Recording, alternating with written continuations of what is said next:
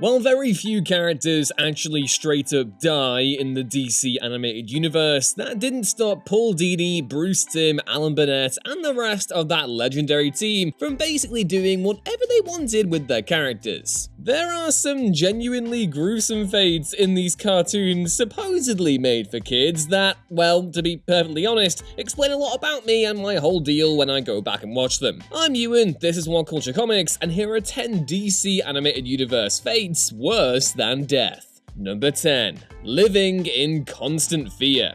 Batman the Animated Series. It's almost hilarious to think of someone genuinely fearing the Riddler, but then most people haven't pissed him off like Nigma's old boss, Daniel Mockridge. We have Mockridge to thank, in fact, for the Riddler even existing, as before Mockridge screwed him over, the cowardly boss fired him so that he wouldn't have to pay Nigma any royalties. Edward Nigma was merely an admittedly self-obsessed game designer. Nigma then became the Riddler 2 years later in order to get his revenge on the parasitical capitalist, but Batman foiled his plans, saving Mockridge from a life-sized and lethal recreation of Nigma's Riddle of the Minotaur game. That said, Nigma did manage to get away in the end, promising to return one day for Mockridge to finish what he started, and by that, he means to cut him up into multiple tiny pieces.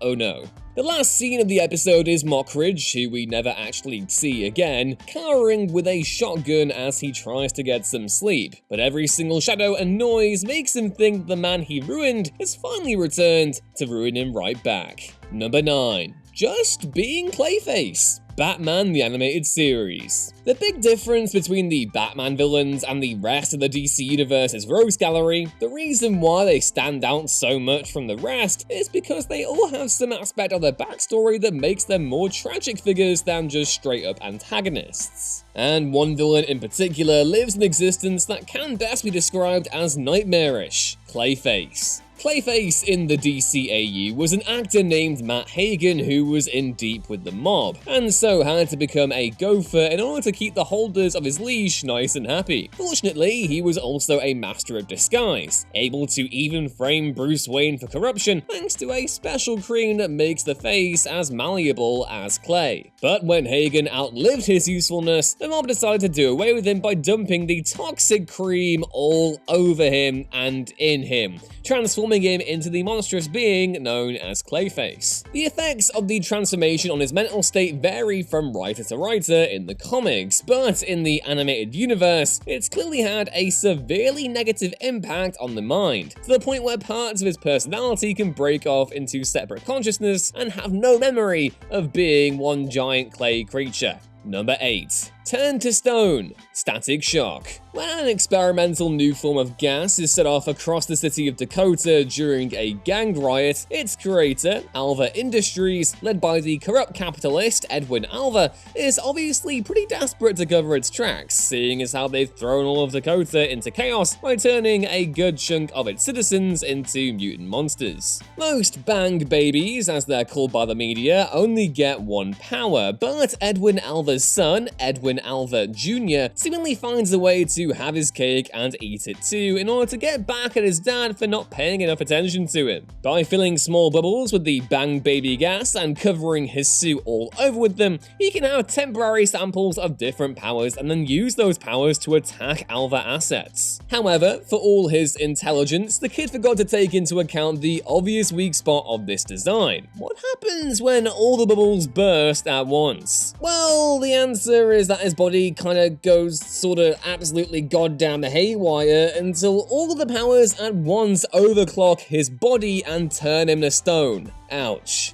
Alva Sr. did eventually manage to bring his son back, but for a while, being permanently entrapped in a rocky prison was genuinely on the table. Number 7. Turning into an irradiated Earth monster. Batman Beyond. When Warner Bros. Demanded a teenage Batman show for the purposes of making something for slightly younger kids than BTAS's demographic, Alan Burnett responded by making the darkest entry in the entire DCAU, as well as the dominant force on this list because, dear God, The body horror in Batman Beyond did not mess around. One of the episodes that exemplified this dark tone was Earthmover, where Batman of the future Terry McGinnis' friend Jackie discovers that not only is her father Tony still alive, but that he is currently living an existence that is the stuff of nightmares. Due to an accident in an abandoned mine shaft when Jackie was just a toddler, her father was trapped under a pile of rocks with radioactive waste that his business partner Bill was disposing of. This mummified his nearly dead corpse and fused his consciousness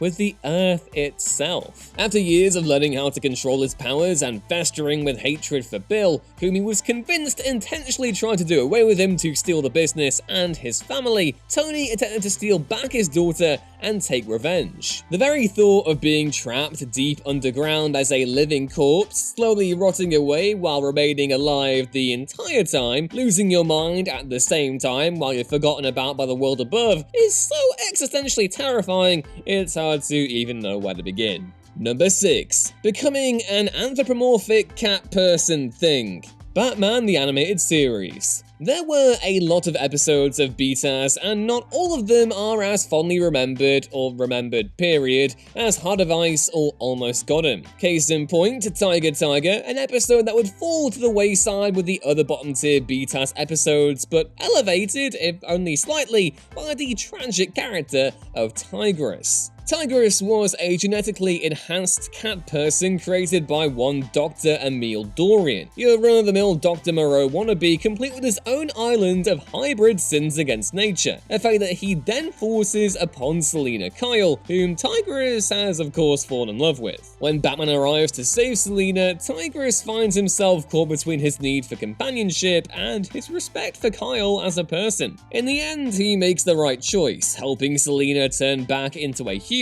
and catching Dorian, but there's no way to reverse what's been done to him, leaving him effectively alone in the world for the rest of his days. Number 5. Turned into a mini Joker. Batman Beyond: Return of the Joker. The Bat family is pretty messed up in the DCAU, even when compared to the much darker and grittier comics. Pretty much everyone leaves Bruce in the end due to either disagreements with his methods or good old-fashioned emotional trauma. Oh boy, guess which one of those young Tim Drake fits into? When the Joker found himself getting a bit on in the ears, he sought to ensure his brand of lunacy would go on forever. So he found and kidnapped the second Robin, Tim Drake, to experiment on until he drove the poor boy hopelessly insane. To top off all this torture, he then painted Robin's face to resemble his own, dressing him up in a small Joker costume to complete the look of a Jokerized mini-me. Which would be hilarious if that reveal wasn't immediately followed up with Joker showing Batman in excruciating detail what it took to get Robin into this state. The idea that Robin, even after breaking free of the conditioning, would have to wrestle with what the Joker did to him for the rest of his life is nothing short of harrowing. And although Tim is eventually saved by Terry in the film,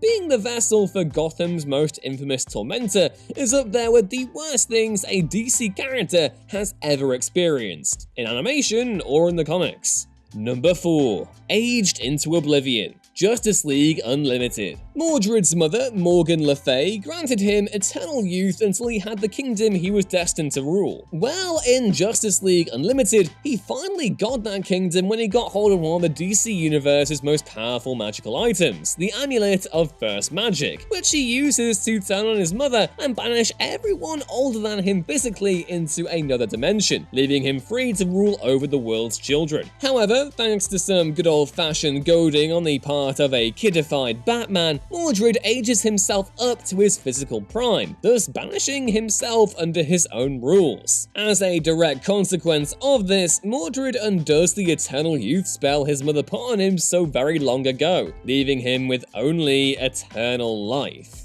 In DC terms, this means being a barely alive vegetable of an old man drooling all over yourself while Mummy Dearest wipes your mouth forever. Not exactly the most dignified of endings, it must be said. Number 3. Made into a vegetable. Justice League. One of the most heinous villains in the original Justice League cartoon was John Dee, otherwise known as Dr. Destiny, a villain with the ability to control people's dreams and even kill them in said dreams like Freddy Krueger. This pathetic little weasel gets unimaginable psychic powers, and the first thing he does is slowly torture his wife to death in her sleep. So in that respect, what happens to him is 100% justified, but that doesn't make it any less yikes-inducing. When Batman comes at him, being the last man standing due to his affinity for staying up for multiple nights, Dr. Destiny tries harder and harder to get Bruce to fall asleep, even gaining access to his perception, even when awake as they get closer towards each other. But Batman, through lots of caffeine and a meditative trance, manages to block Destiny out, leaving the villain to try and drive a syringe full of a very powerful sedative into the Dark Knight as a last resort. But of course, this is Batman, so he knocks Dee aside, causing him to inject himself accidentally with said sedative. This puts Dee in a permanent vegetative state, lying in a hospital, only ever able to hum the little ditty that Batman hummed to block him out.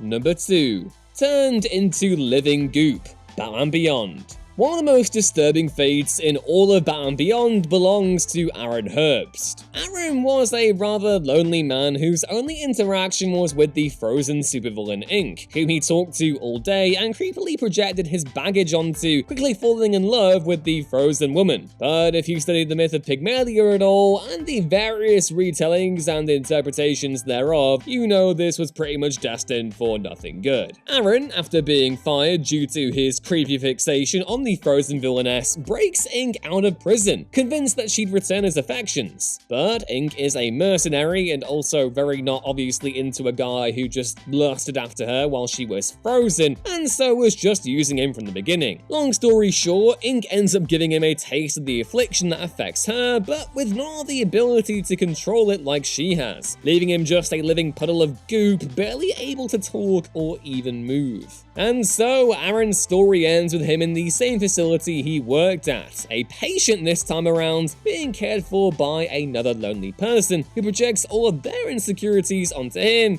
like he did to Ink. And number 1, Ravaged by Venom. Batman Beyond. Probably the most brutal fate of any character in the DCAU belongs to poor Bane in Batman Beyond. Bane is by far one of the most accurate translations in the entire DCAU, with very little of him being changed from book to screen. So when Batman Beyond came along, Bane, being a Batman villain, needed an epilogue. As such, they decided to do an episode wherein Venom, the drug that made Bane into the monstrous form he's famous for, had been repurposed into a super steroid for athletes. Terry, picking up on the Bane connection, goes to confront him. Except when he tracks the bruiser down, he finds only a shadow of the monstrous merc that he once was. Years of using the drug having degraded his body into a barely living husk, constantly dependent on life support in order to live. And those were just 10 DCAU fates worse than death. Drop us a like and subscribe if you enjoyed the video,